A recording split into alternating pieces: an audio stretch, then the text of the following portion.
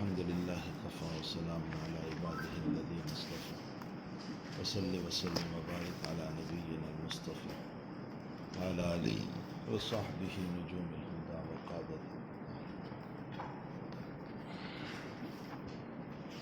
أما بعد بالسند المتصل قال المصنف رحمه الله تعالى: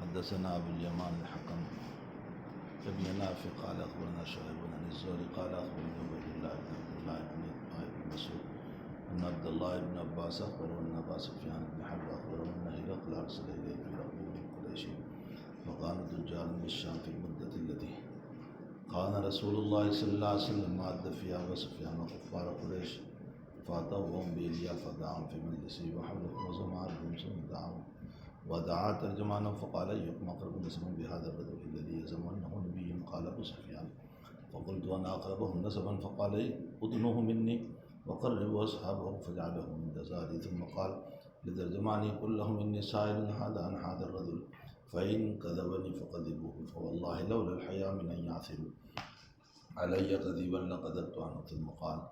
ثم كان أول ما يسألني عنه أن قال: كيف نسبه فيكم؟ قلت: هو فينا ذو نسب. قال: فهل قال هذا القول منكم أحد قبله؟ قلت: لا. قال: فهل كان من آبائهم من ملك؟ قلت: لا. قال: فأشراف الناس أتباعهم زعفاءهم؟ قلت: لا بل زعفاءهم. قال: أيزيدون أم ينقصون؟ قلت: بل يزيدون. قال: فهل يرتد أحد من سخطه لدينه بعد أن يدخل فيه؟ قلت: لا. قال: فهل كنتم تتهمونه بالكذب قبل أن يقول ما قال؟ قلت: لا. قال: فهل يقدر؟ قلت: لا.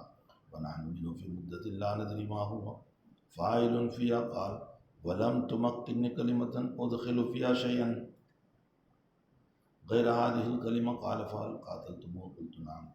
قال: فكيف كان قتالكم إياه؟ قلت: الحرب بيننا وبينه سجال ينال منا وننال منه. قال: ماذا يأمركم؟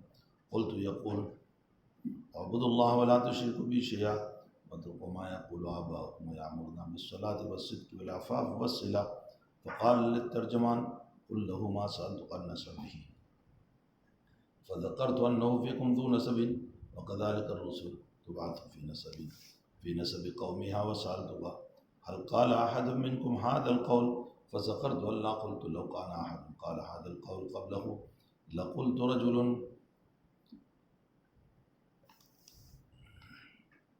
کیا ہے يأتسي بقول قيل قبله وسألتك هل كان من آبائه من ملك؟ فذكرت الله. فقلت: فلو كان من آبائه من ملك فقلت رجل يطلب ملقى به. وسألتك: هل كنتم تتهمونه بالكذب قبل أن يقول ما قال؟ فذكرت الله.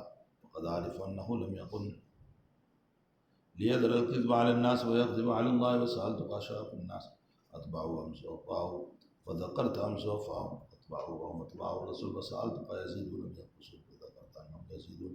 وكذلك أمر الإيمان حتى يتم. وسألتك: يرتد أحد سخطة لدينه بعد أن يدخل فيه؟ فذكرت الله. وكذلك الإيمان حين تخالط بشاشته القلوب.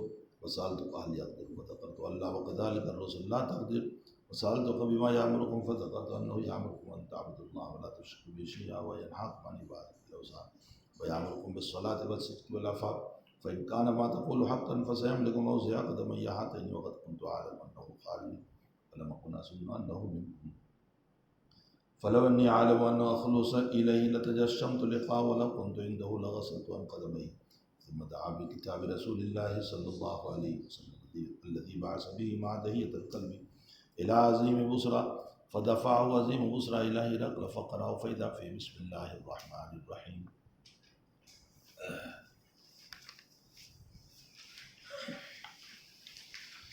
اس حدیث کو حدیث ہرقل کہا جاتا ہے۔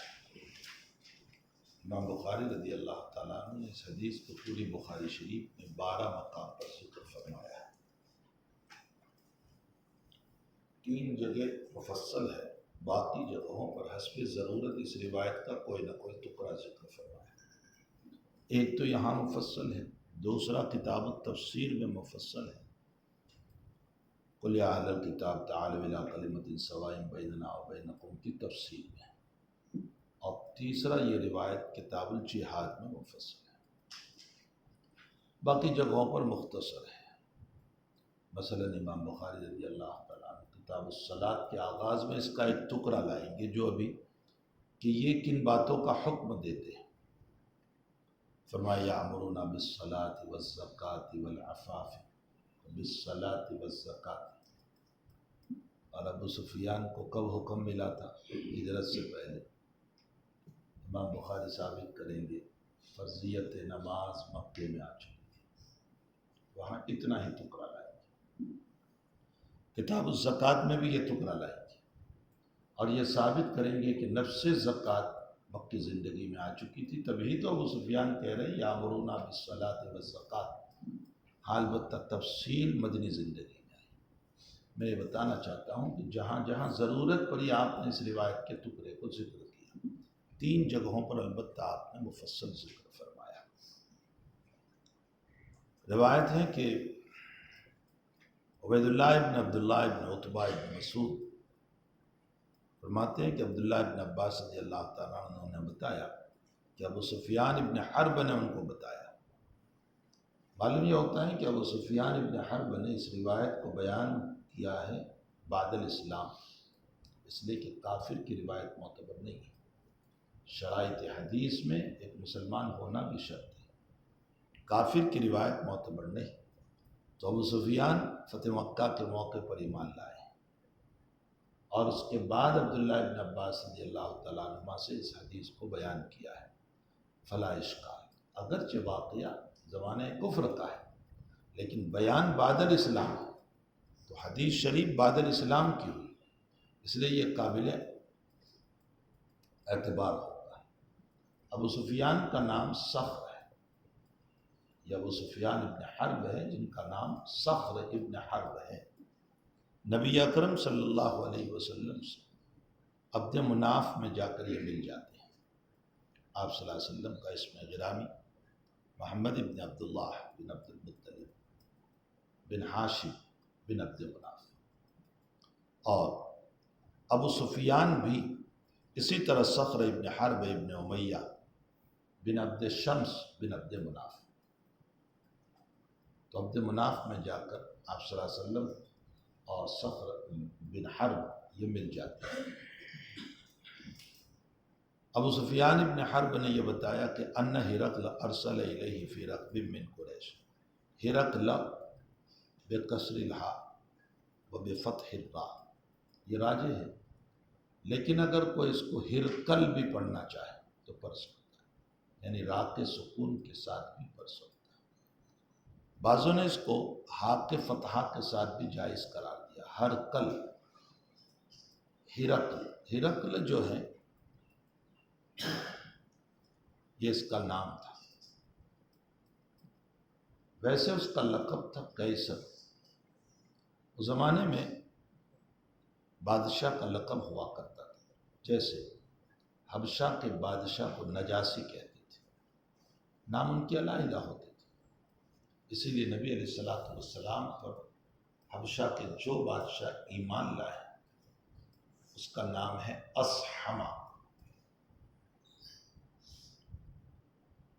بتقدیم السین۔ سمجھ میں آیا؟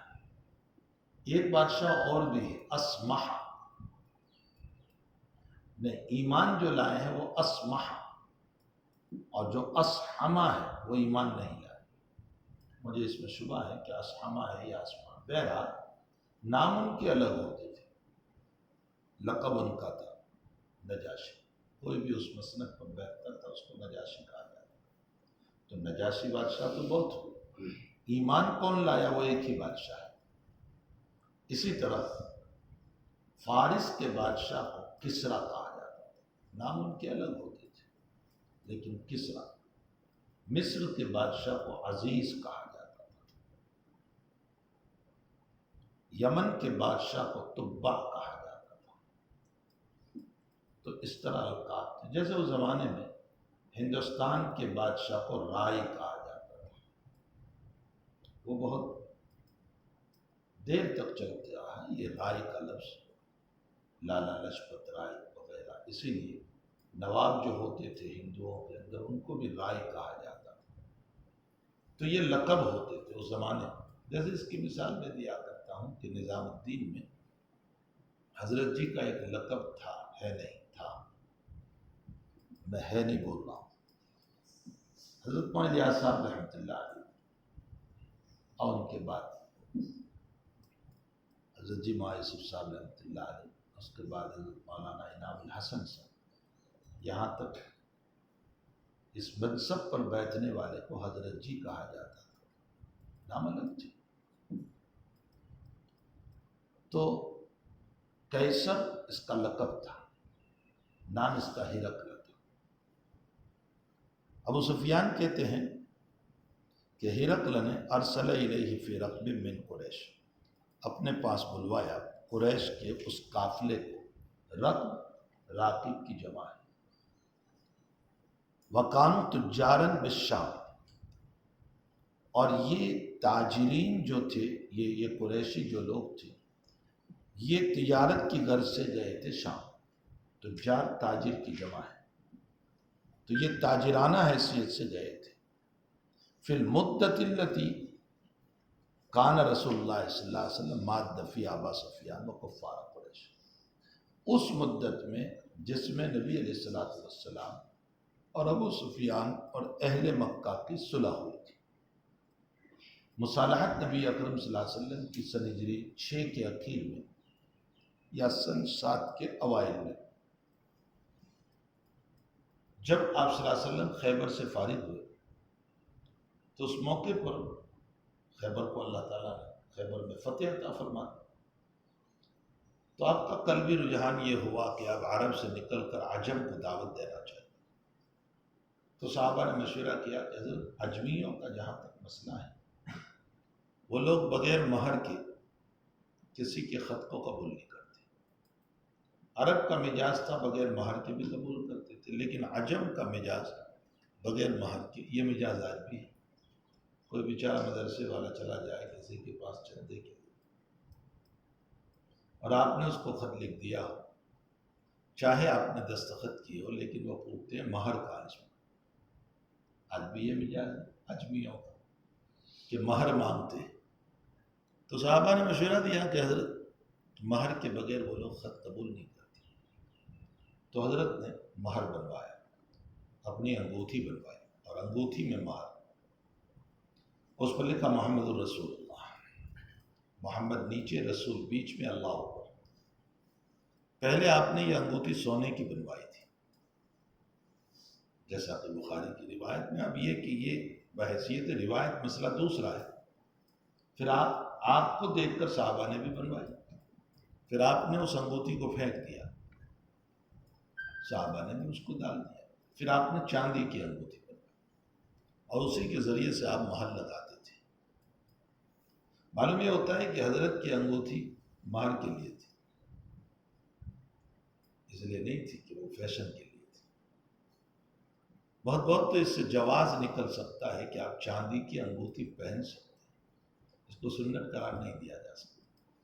مسئلہ سمجھنا، آج کل جو لوگ کہتے ہیں چاندی کی انگوٹھی پہننا سنت ہے، سنت نہیں، جواز ہے. ورنہ حضرت نے اصل انگوٹھی بنوائی تھی ایک ضرورت کے لیے، کوئی حرج نہیں ہے. مثلا یہ کہ ہمارے حضرت مولانا بصیر اللہ خان صاحب رحمۃ اللہ علیہ چاندی کی رنگ کا معنی صرف تار جیسا، وہ 27 رمضان کو پڑھ کر دیا کرتے تھے بواسیر کی بیماری والوں. یہ ضرورت ہے، اور اس طرح کی ضرورتیں ہوتی ہیں جس کی بنیاد پر اس سے یہ بھی معلوم ہوا کہ اگر کوئی اپنی انگوٹھی پر کچھ لکھوائے تو اس کا جواز ہے. اور جلد ثانی میں یہ مسئلہ آئے گا جہاں امام بخاری باب قائم فرمائیں گے باب الخاتم، وہاں میں تبع تابعی تک کے بتاؤں گا کہ کس نے کیا لکھوایا تھا اپنی انگوٹھی پر. امام ابو حنیفہ رحمۃ اللہ علیہ نے لکھوایا تھا حسبی اللہ، اللہ میرے لیے کافی. امام ابو یوسف نے کچھ لکھوایا تھا، امام محمد نے لکھوایا تھا، حضرت حسن بصری نے لکھوایا، ابو بکر صدیق نے لکھوایا، عمر فاروق نے اپنے انگوٹھی پر لکھوایا. حضرت عمر کی انگوٹھی پر تھا کفا بالمرء اللہ، اور بھی اس طرح بہت سارا اکابر نے اپنے اپنے زمانے میں لکھوایا. بہرحال اگر کوئی لکھوائے تو اس کا جواز ہے. جیسے آج کل دیوبند میں انگوٹھی ملتی ہے، اس میں کچھ آیات لکھی ہوئی ہوتی ہے یا جو ہے کچھ تعویذ وغیرہ لکھا ہوا ہوتا ہے، جواز ہے، اس کو کوئی منع نہیں کر سکتا. تو آپ صلی اللہ علیہ وسلم نے سن 6 کے اواخر میں یا سن 7 کے اوائل میں خیبر سے فراغت کے بعد اجمیوں کی طرف رخ فرمایا. بلکہ یوں کہہ لیجئے خیبر نے حدیبیہ سے واپسی کے بعد، یعنی صلح حدیبیہ کے بعد مصالحت جب ہو گئے اہل مکہ کے ساتھ، تو صلح حدیبیہ کے بعد نبی علیہ السلام نے اجمیوں کی طرف، اس لیے کہ اب اہل مکہ سے تو کوئی مسئلہ رہا نہیں، تو آپ نے سوچا کہ عجم کی طرف دعوت دینا چاہیے. اس لیے آپ نے عجم کے نام خط لکھنا شروع کیا. ان خطوط میں، ان دعوت ناموں میں ایک دعوت نامہ ہرقل کو بھی دیا، جو قیصر روم تھا، جو رومن امپائر کا بادشاہ تھا. اس وقت 2 سپر طاقتیں تھیں، ایک روم تھا اور ایک فارس تھا. یہ چھوٹا سا ایران نہیں، فارس بہت بڑا ملک تھا، روم بھی اپنی جگہ بہت بڑا علاقہ تھا. یہ اس وقت کا روم جو چھوٹا سا ہے وہ نہیں، بہت بڑا. فارس جو ہے وہ چل کر کے آپ کے اس ہندوستان تک کا علاقہ تھا، اور رومن اس کے علاوہ ادھر افریقہ اور دور دور تک کا علاقہ تھا. تو یہ 2 طاقتیں تھیں اس وقت، رومن امپائر اور فارس. آپ نے دونوں بادشاہوں کو دعوت دی. اس کے علاوہ بھی دعوتیں آپ کی پہنچی، مثلا حبشہ کو پہنچی، یمن کو پہنچی آپ کی دعوتیں. اس میں یہاں جس خط کا ذکر ہے وہ قیصر کا ذکر ہے، ہرقل کا ذکر ہے. آپ نے رومن کے بادشاہ کو دعوت دی، جس کا پورا تذکرہ اب روایت میں آ رہا ہے. یہاں حدیث شریف میں ایک جز ذکر کیا گیا ہے، اور وہ جز یہ ہے کہ نبی علیہ السلام کا جب دعوت نامہ پہنچا تو بادشاہ وقت نے یعنی ہرقل نے آپ صلی اللہ علیہ وسلم کے باب میں تحقیق کرنا چاہا. لیکن تحقیق کس سے کرے؟ تو اس نے کہا کہ ہمارے ملک میں اگر عرب سے لوگ آئے ہو مکے سے تو ان کو لاؤ. اتفاق ایسا کہ ادھر معاہدہ اہل مکہ کے ساتھ چل رہا تھا، جس کی وجہ سے اہل مکہ کا اب نکلنا آسان ہو گیا تھا، سفر کرنا آسان ہو گیا تھا، چونکہ اب تو مصالحت ہو گئی تھی. تو اہل مکہ تجارت کے لیے شام گئے ہوئے تھے، اور جو لوگ گئے تھے ان کی تعداد قریباً 30 تھی، اور ان میں ابو سفیان بھی تھے، اور ابو سفیان مکہ کے سرداروں میں سے. بادشاہ نے تحقیق کے بعد پتہ چلا کہ یہ لوگ ہیں، تو ان کو بلایا، اور بلانے کے بعد نبی علیہ السلام کے باب میں پوری تحقیق کی. جو روایت میں یہ حدیث کا ایک ٹکڑا ہے، اس کا پچھلا ٹکڑا جو تاریخی اعتبار سے ہے وہ یہاں مذکور ہے، اس کو سمجھنا ضروری ہے تو پوری روایت سمجھ میں آئے. آپ صلی اللہ علیہ وسلم کی اس دعوت نامے سے پہلے، بہت پہلے، وہاں کا بادشاہ تھا موریقس. موریقس ہرقل سے پہلے بادشاہ تھا. فوقس نامی آدمی نے موریقس پر حملہ کیا، یعنی رومن پر حملہ کیا، اور موریقس کو قتل کر دیا اور ملک کو ہاتھ میں لے لیا. اس موریقس کا احسان تھا فارس کے بادشاہ پر،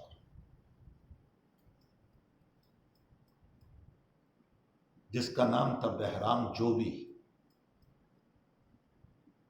عام طور پر ایرانیوں کے نام اسی طرح ہوا کرتے ہیں، پارسیوں کے بہرام.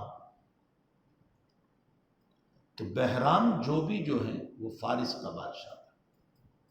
کسی زمانے میں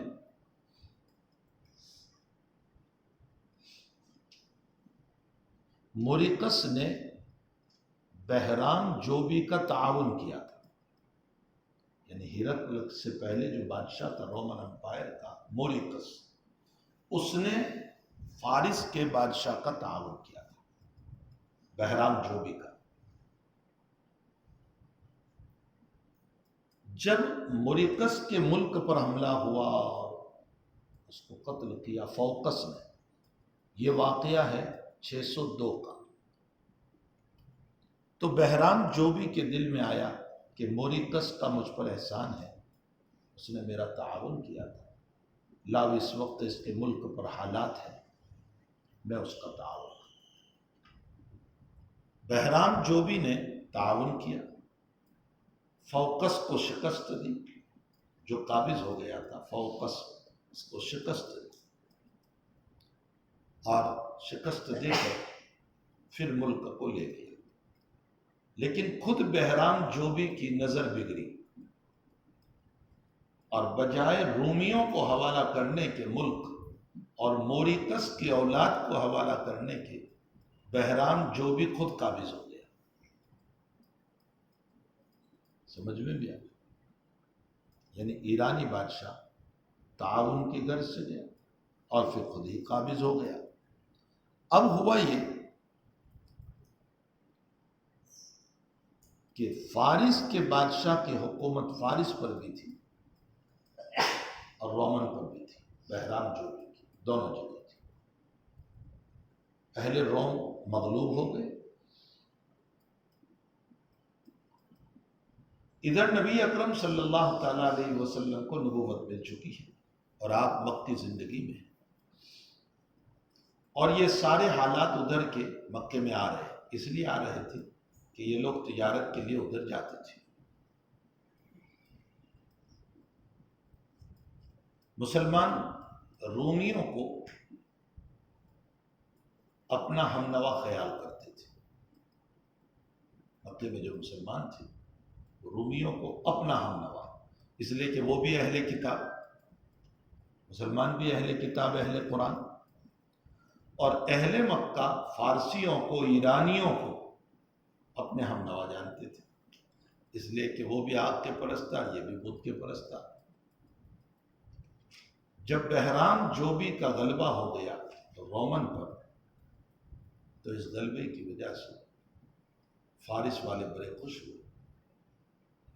ادھر مکہ کے مشرکین بھی بہت خوش ہوئے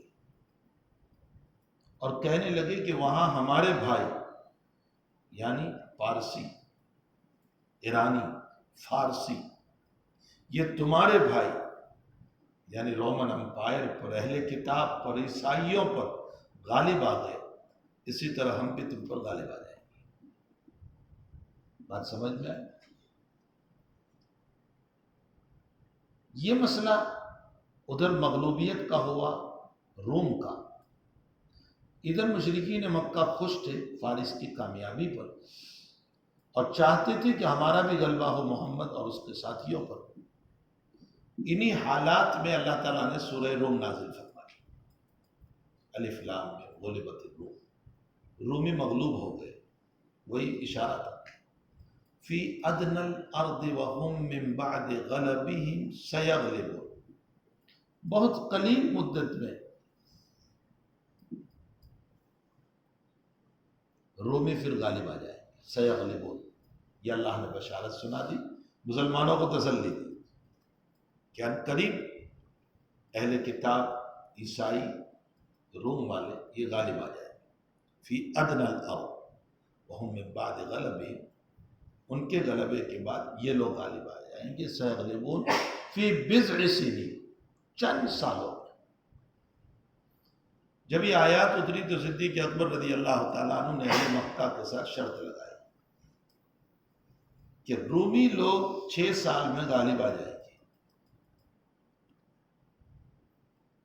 یہ 6 سال کیسے لگا دیں؟ بضع کا اطلاق 3 سے لے کر 9 تک پر ہوتا ہے، تو آپ نے بیچ کا راستہ لیا اور کہا 6 سال میں غالب آ جائے گی. جا کر ابو بکر صدیق رضی اللہ تعالیٰ عنہ نے حضور پاک صلی اللہ علیہ وسلم سے بتایا کہ میں نے یہ شرط لگا دی.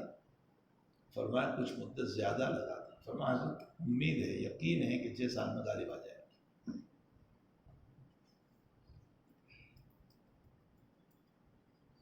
اس سے انداز ہوتا ہے کہ قرآن کریم پر صحابہ کرام کو کتنا یقین تھا، حالانکہ حالات وہ تھے کہ ایسا کبھی پتہ بھی نہیں چلتا تھا کہ یہ اسلام مکے کے حالات کو دیکھتے ہوئے غالب آئے گا.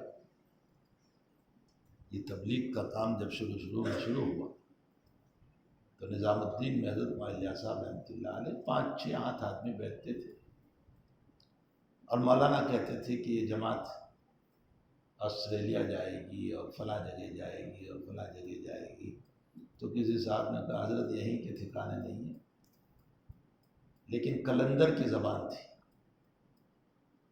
حق تعالیٰ نے پہنچا دی، دنیا میں پہنچا۔ لیکن حضرت کا آخری زندگی کا ایک جملہ یہ بھی ہے کہ کام کے افراد بڑھ گئے، لیکن مجھے خدشہ ہے کہ فتنوں کے حوالے نہ ہو جائے۔ یہ بھی کلندر کا جملہ ہے جو ہم دیکھ رہے ہیں۔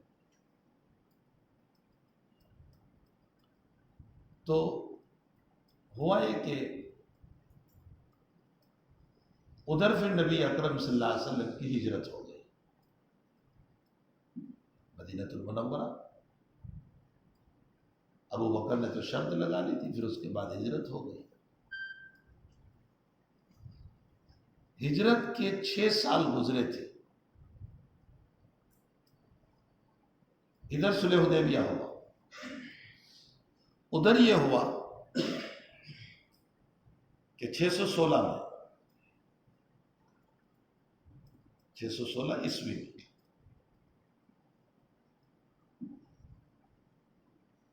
ہرقل نے حملہ کیا ہمت کر کے فارس پر، اور اپنے ملک کو فارس سے آزاد کر لیا۔ بحرام جو بھی کے ہاتھ سے اپنے ملک کو آزاد کر لیا۔ یہ وہ سیغلبون جو قرآن کریم نے پیشین گوئی سنائی تھی وہ پوری ہو گئی۔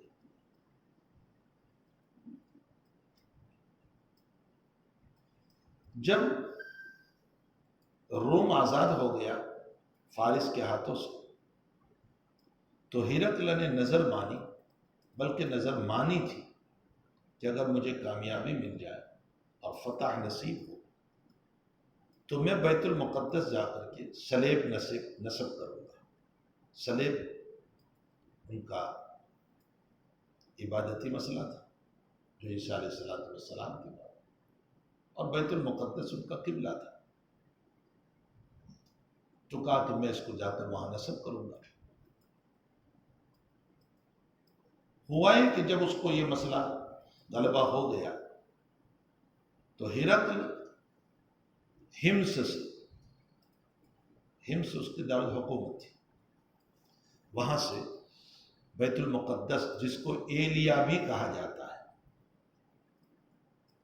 وہ صلیب بیت المقدس میں رکھنے کے لیے، اپنی نظر کو پوری کرنے کے لیے جو عبادتی نظر مانی تھی ان کی شریعت کے اعتبار سے اس کو پوری کرنے کے لیے چلا، اور اس کے لیے راستے میں کارپیٹ بچھائے جا رہے تھے اور بڑی شان کے ساتھ وہ بیت المقدس جا رہا تھا۔ اسی درمیان مصالحت مع مکہ ہو گئی نبی علیہ السلام کی، اجمیوں کا آپ نے ارادہ فرمایا، اور آپ نے جو دعوت نامہ بھیجا وہ دہیہ کلبی رضی اللہ تعالیٰ عنہ کے ساتھ، اور دہیہ کلبی کو یہ کہا کہ عظیم بصرہ کے پاس جانا۔ یہ عظیم بصرہ ہرقل کے ماتحت تھا، اور ظاہر سی بات ہے کہ پرائم منسٹر کا آپ کو پہنچنا ہے تو آپ کو کلیکٹر کو ملنا پڑے گا، سی ایم کو ملنا پڑے گا، تو پرائم منسٹر پر پہنچو گیا۔ تو عظیم بصرہ کو یہ خط دینا، ان کے واسطے سے یہ خط بادشاہ تک پہنچ جائے گا۔ عظیم بصرہ کو خط دیا، عظیم بصرہ نے ہرقل کو دیا، ہرقل نے اس کے مضمون کو سنا، پڑھا، جو کچھ بھی ہوا اس نے کہا کہ ابھی محفوظ رکھو اس کو، میں اپنی عبادت سے فارغ ہو جاؤں، اس کے بعد اس سلسلے میں گفتگو کرتا ہوں۔ وہ جب اپنی عبادت سے فارغ ہوا تو اس نے کہا کہ اچھا انکوائری کرو کہ جس جگہ سے یہ خط آیا ہے اور جس نے یہ دعوت دی ہے وہاں کے لوگ ہیں یہاں ہمارے ملک میں آئے ہوئے؟ تو تحقیق کرنے پر پتہ چلا کہ یہاں 30 آدمی تجارت کے لیے آئے ہوئے ہیں۔ اب یہ روایت آ گئی کہ 30 آدمی تجارت کے لیے آئے ہوئے ہیں۔ ہرقل نے کہا کہ اچھا میرے پاس بلاؤ، مجھے اس آدمی کے باب میں کچھ تحقیق کرنا ہے جس نے ہمیں ایمان اور اسلام کی دعوت دی ہے، اپنی نبوت کی دعوت دی ہے۔ ہمیں اس سے متعلق تحقیق کرنا ہے۔ ابو سفیان کہتے ہیں کہ ہم کو بلایا گیا دربار میں اور نبی علیہ السلام سے متعلق تحقیق کی گئی۔ سمجھ میں بھی آیا، ایک پہلو حدیث کا وہ ہے جو میں نے ابھی تم کو بتایا، اور ایک حدیث کا پہلو وہ ہے جو یہاں سے شروع ہو رہا ہے۔ فرمایا وَقَانُوا تُجَّارًا بِالشَّامِ فِي الْمُدَّةِ الَّتِي كَانَ رَسُولُ اللَّهِ صلی اللہ علیہ وسلم مَادَّ فِيهَا أَبَا سُفْيَانَ وَكُفَّارَ قُرَيْشٍ فَأَتَوْا وَهُمْ بِإِلْيَا۔ یہ جماعت یعنی تجار کی یہ جماعت تب پہنچی جب ایلیا میں تھی، یعنی بادشاہ اور اس کے نائب بھی ایلیا تھے۔ فَدَعَاهُمْ فِي مَجْلِسِهِ، ان کو بلایا گیا اپنے مجلس میں۔ وَحَوْلَهُ زَمَانُ، ہوا یہ کہ بادشاہ بیٹھا ہوا ہے تخت پر، اور چاروں طرف جو اس کے گورنر ہوں گے وہ سب بٹھائے گئے، اور زماں الروم، اور بیچ میں ان کو بٹھایا گیا۔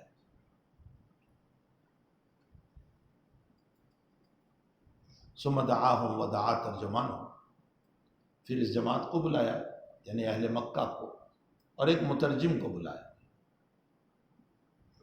ترجمان کا لفظ ماخوذ ہے ترجم بالزن، اٹکل سے بات کرنا، اور بعضوں نے کہا کہ رجمم بالزن،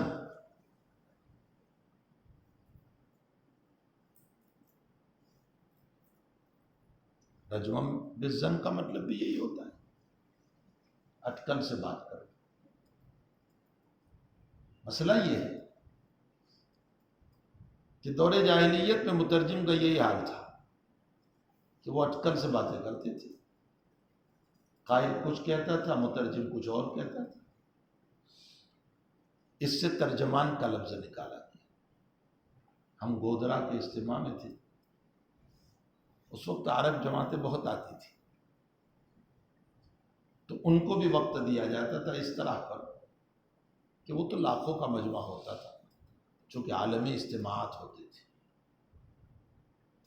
تو ایک دن ایسا ہوتا تھا کہ جس میں یہ جتنے فورین کی جماعتیں ہیں عرب کی خصوصاً، ان کو موقع دیا جاتا تھا اور حلقے بنائے جاتے تھے بڑے بڑے، ایک عرب بات کر رہا ہے، دوسرا عرب ادھر بات کر رہا ہے، تیسرا کوئی انگریز بات کر رہا ہے، اس طرح ہوتا تھا۔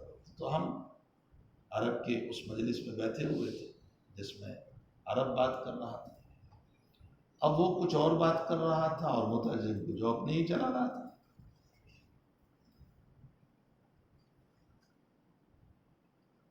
تو ہمارے ایک دوست کھڑے ہو گئے، ساتھ میں بھی کھڑا ہو گیا۔ ہم نے کہا کہ جناب ہمارے مہمان تو یہ کہہ رہے ہیں اور آپ یہ فرما رہے ہیں، اس لیے کہ 5 پیسے کا بھی ربط معلوم نہیں ہو رہا تھا، وہ اپنی ہفتہ چلا رہا، رجمم بالغیب سورہ کہف میں۔ تو ہم نے کہا کہ یہ مہمان کچھ اور کہہ رہے ہیں، آپ کچھ اور تقریر کر رہے ہیں۔ تب جا کر ان کو تھوڑی سی شرمندگی ہوئی، انہوں نے کہا کہ میں عربی نہیں جانتا ہوں، مجھے حوالے کیا گیا اس لیے میں کھڑا ہو گیا ہوں، تو باولے تجھے منع کرنا چاہیے۔ پھر ہمارے ایک ساتھی جو دور حدیث میں تھے، ہم تو اس وقت ہدایہ میں تھے، انہوں نے کھڑے ہو کر ترجمہ کیا۔ تو مترجم کا حال یہی ہوتا ہے کہ قائل کچھ اور کہتا ہے، یہ کچھ اور کہتا ہے۔ بہرحال اس سے ترجمان نکلا، تو ترجمان کو چونکہ ہرقل عربی زبان نہیں جانتا تھا اور وہ لوگ یہاں کی زبان نہیں جانتے تھے، تو مترجم کو بھی ساتھ بٹھایا۔ ثم دعاهم ودعا ترجمانه فقال ايكم اقرب نسبا، ہرقل نے پوچھا کہ بھئی یہ محمد سے قریب ترین نسب والا کون؟ اس لیے کہ جو اقرب نسب ہوگا وہی تو جانے گا، گھر کا بھید جاننے والا وہ قریب ہی ہوتا ہے، بعید والا نہیں جانتا۔ تو محمد صلی اللہ علیہ وسلم سے متعلق تحقیق کرنا ہے تو یہی بتا سکتے ہیں، ایکم اقرب نسبا بہذا الرجل الذی، اس آدمی سے متعلق یزعم انہ نبی، ہرقل کی ایک ایک لفظ کو دیکھو، یزعم انہ نبی، یقول انہ نبی نہیں، اس لیے کہ ابھی تو ہرقل کو پورا یقین ہی نہیں آ رہا ہے، کیسے یہ کہہ دے گا کہ یقول انہ نبی، جس کا گمان یہ ہے کہ وہ نبی ہے۔ چونکہ ابھی تو کوئی مسئلہ صاف طور پر ہوا نہیں. قال ابو سفیان فقلت انا اقربهم نسبا، ابو سفیان نے کہا کہ میں اقرب نسب والا ہوں، اس لیے کہ چوتھی پشت میں جا کر میں ان سے مل جاتا ہوں، عبد مناف میں جا کر. فقال ادنوه منی، تم آ گیا. وقرب اصحابہ، اور رفقا کو پیچھے بٹھایا. فجعلوا من ظہری، ان کے پشت کے پیچھے یعنی ابو سفیان کے پیچھے. ثم قال لترجمان ہی، پھر ترجمان سے یوں کہا قل لهم انی سائل هذا عن هذا الرجل، کہ یہ جو تمہارا آدمی ہے نا ابو سفیان، اس سے میں اس آدمی کے متعلق تحقیق کر رہا ہوں، کچھ پوچھ رہا ہوں. فَإِن كَذَبَنِي فَكَذِّبُوهُ، اگر یہ جواب دینے میں کوئی جھوٹ بولے تو پیچھے سے تم لوگ اس کی تکذیب کر دینا، پیچھے سے بتا دینا کہ یہ جھوٹ بول رہا ہے. فَكَذِّبُوهُ فَوَاللَّهِ لَوْلَا الْحَيَاءُ مِنْ أَنْ يَعْذِرُ عَلَيَّ كَذِبًا لَكَذَبْتُ عَلَيْهِ، اللہ کی قسم اگر یہ حیا مانے نہ ہوتی کہ میری طرف جھوٹ کی نسبت ہوگی تو میں ضرور جھوٹ بول دیتا. جھوٹ کی نسبت ہونے کا مطلب مجھے یہ تو یقین تھا کہ یہ لوگ یہاں تو میری تکذیب نہیں کریں گے، میں جو کہوں گا وہ کہیں گے کہ ہاں صحیح ہے، لیکن مکے میں جا کر یہ بیان کریں گے کہ یہ جھوٹ بولا تھا. تو یہ میرے لیے بہت بڑی حیا کی بات ہوگی کہ میں بادشاہ ہو کر کے، مکے کا سردار ہو کر میری طرف یہ انتساب ہو جائے کہ میں یہ لولا الحیا، یہ مطلب ہے کہ مکے میں جا کر. اسی لیے مولانا علی میاں صاحب نے ایک جگہ پر لکھا ہے کہ اہل مکہ کیسے ہی تھے لیکن تین چیزوں کے بڑے وفادار تھے. ایک، جب وہ وعدہ کر لیتے تھے تو وعدہ خلافی نہیں کرتے تھے، یہ ان کے ریشے میں پڑا ہوا تھا کہ وہ وعدہ خلافی نہیں کرتے. نبی علیہ السلام ہجرت کر کے جب مدینے چلے تو راستہ بتانے کے لیے جس آدمی کو لیا تھا وہ مشرک تھا، دلیل دیلی، پکا مشرک تھا. اور اللہ کے نبی نے اور صدیق نے اپنی دونوں اتنیاں اسی کے حوالے کی تھی اور اس سے کہا تھا کہ تو 3 دن کے بعد غار ثور میں لے کر آ جا اور وہاں سے ہم کو لے کر چلنا. اس کو معلوم تھا. اور جب حضرت غائب ہوئے ہیں اور غار ثور میں ہے اور ادھر ابو جہل کا اعلان ہو گیا کہ کوئی ان کو زندہ یا مردہ لے آئے تو ہم 100 اونٹ دیں گے، تو دلیل دہلی کے کان میں آواز گیا کہ نہیں گیا؟ وہ مکے میں تو تھا. وہ چاہتا تو اس وعدے کے خلاف کر کے محمد اور ابو بکر کا پتہ دے دیتا اور 100 اونٹ لے لیتا، لیکن 100 اونٹ نہیں لیے بلکہ وہی جو معاوضہ طے کیا تھا اسی معاوضے پر رہا اور وفاداری کو نبھایا. یہ کیسے ہی تھے لیکن وفادار تھے. آج مسلمان ہو کر غدار ہے، مسئلہ سمجھنا. نمبر 2، مشرکین مکہ کیسے ہی تھے لیکن ان میں صفت حیا تھی، وہ نہیں چاہتے تھے کہ ان کی طرف اس طرح کا انتساب ہو. نمبر 3، ان لوگوں کی ایک خصوصیت یہ تھی کہ یہ جب کسی پر قربان ہونا چاہتے تھے تو اپنی جان بھی دے دیتے. نبی کے خلاف جب تک تھے تو نبی کے خلاف جان دینے پر، اور جب نبی کے وفادار بن گئے تو نبی کی وفاداری میں جان دینے کے لیے تیار ہو گئے. یہ ان کی 3 صفتیں تھیں اور یہ بڑی زبردست صفت تھی. اور فرمایا نبی کو اشاعت دین کے لیے انہی صفات کی ضرورت تھی. اس لیے مولانا علی میاں صاحب فرماتے ہیں حکمت رب یہ ہوا کہ جو ان صفات سے متصف ہو نبی اسی میں جائیں تاکہ نبی کا بھرپور تعاون ہو. دوسروں میں جاتے وہ غداری کرتے، وفاداری نہ کرتے.